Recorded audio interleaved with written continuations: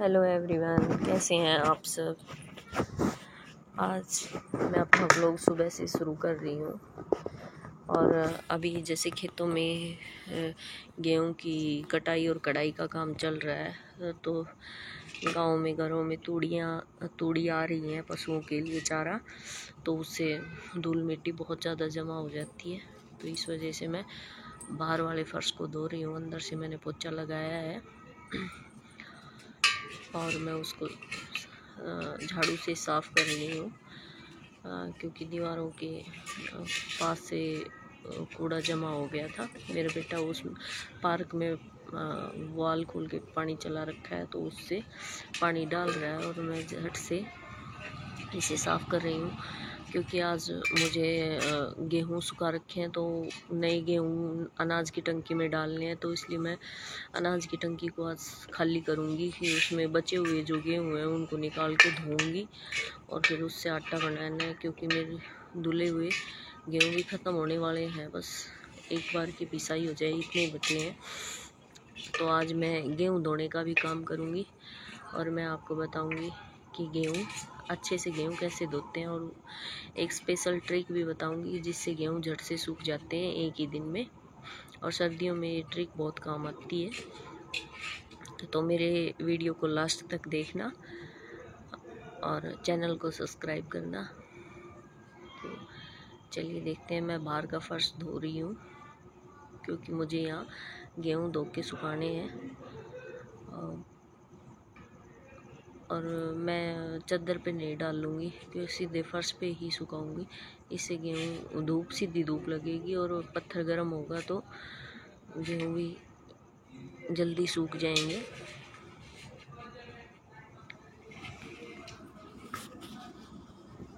अभी तो मेरा बहुत काम पेंडिंग पड़ा हुआ है और आज बच्चों की छुट्टी है, तो इन्होंने मेरा बहुत काम में हाथ बटा दिया है। अभी मैंने घेर का पशुओं के प्लाट का काम ख़त्म किया है और यहाँ फिर आ गई हूँ घर पे पोछा झाड़ू करने के लिए। अभी मैं बाहर का रैंप वगैरह साफ़ कर रही हूँ, क्योंकि शाम को कोई शायद तूड़ी लेके आया था और बाहर रैंप वगैरह पे बहुत ज़्यादा तूड़ी इकट्ठी हो गई थी। तो मैंने मोटा मोटा पहले झाड़ू से कर दिया था, लेकिन वो तूड़ी की मी डस्टिंग होती है, जो रफ़ी होती है, वो पानी से चली जाती है, वरना हवा चलती है तो सारी अंदर ही आती है। अब ये देखिए, मैं टंकी से गेहूँ खाली कर रही हूँ और निकाल के बाल्टी में ले जाऊँगी, बाल्टी भर के ले जाऊँगी। मैंने यहाँ बाथरूम में, मेरे पास बड़ा टब नहीं था आज, उसमें मैंने कुछ और आलू निकाले थे बाड़ी से, वो रखे हुए हैं, तो मैं धो रही हूँ। मैं पानी आधा से कम मतलब बाल्टी का तिहाई हिस्से में गेहूँ और दो हिस्से में पानी लेके तब गेहूँ को धोती हूँ। और ऊपर जो भी गेहूँ की डंकल वगैरह और घास वगैरह के तुणके और घास वगैरह के बीज जो आते हैं उन सबको निकाल रही हूँ। और निकाल दिया है मैंने एक बार का पानी और दोबारा चला दिया है। और जो ना ये देखिए, दूसरी बार चलाने के बाद भी इसमें कुछ थोड़े बड़े और निकल रहे हैं, उनको भी मैं हटा दूँगी। पानी को धीरे धीरे निकालूंगी।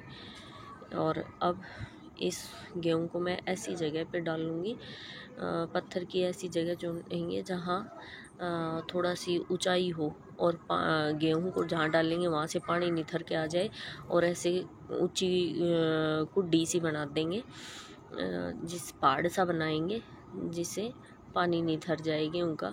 अभी दूसरी बाल्टी में आधे गेहूं और बचे हुए थे, उसको भी मैं ऐसे ही गोल गोल घुमाऊंगी, जिससे कि सभी गेहूं में और जो गेहूं की डंकल वगैरह और घास के बीज वगैरह है वो निकल जाएं।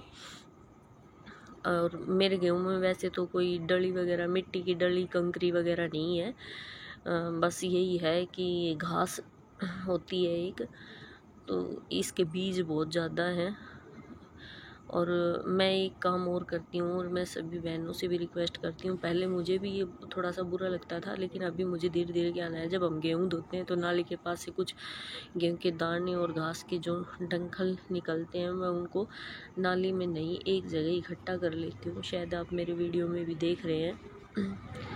पहले मैं ऐसा नहीं करती थी, लेकिन समय के साथ साथ धीरे धीरे सीख मिली है, और लोगों से भी पता चला है कि बड़ी बुजुर्ग कहती हैं, बड़ी बूढ़ियाँ, कि भाई अनाज को नाली में नहीं डालना चाहिए, वो सड़ता है।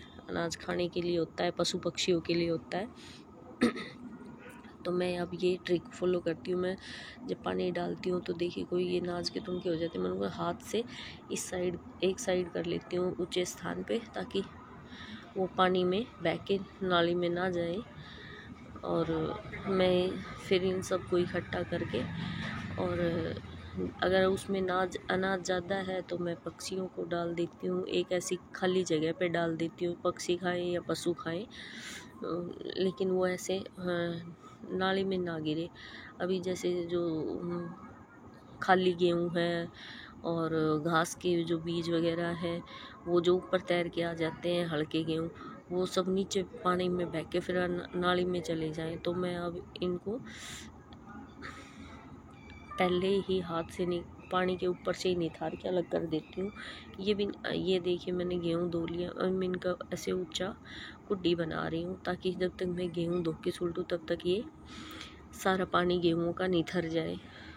ये एक बहुत अच्छी ट्रिक है, और एक स्पेशल ट्रिक मैं आपको आगे बताऊंगी। ये मैंने फटफट मैंने बहुत जल्दी करके धोए हैं, लेकिन मैं आपको अब लास्ट में मेरा दिखा रही हूँ कि मैं अपने बाथरूम को कैसे साफ़ कर रही हूँ। और मैं ये सब एक पन्नी में डाल देती हूँ, फिर खाली जगह जहाँ होती है वहाँ मैं इनको डलवा देती हूँ, बच्चों को या दे देती हूँ, वो डाल के आ जाते हैं, या फिर मैं डाल देती हूँ। ये देखिए इसमें कुछ गेहूँ के दाने भी हैं, और मैं इनको नाली में नहीं जाने देती। ये देखिए बिल्कुल क्लीन हो गया है बाथरूम।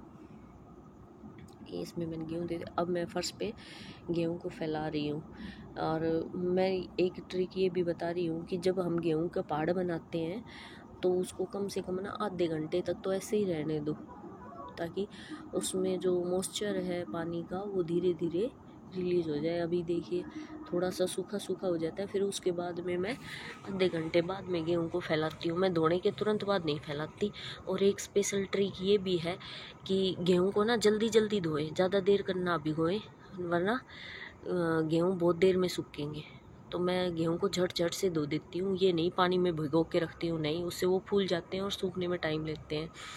ये मेरे पार्क के अमरूद का पौधा है, अभी देखिए फल आना शुरू हो गया है, अभी फूल आएंगे अमरूद में। ये मैं आपको दिखा रही हूँ, एक दो अमरूद कहीं लगे हुए हैं पिछले सीजन के। और साथ में ये चिक्कू का पेड़ है, इस पे भी देखिए फूल आ रहे हैं, ये देखिए, और इस पे भी फिर चिक्कू लगेंगे। इस पे लगे तो नहीं है, छोटे लगते हैं।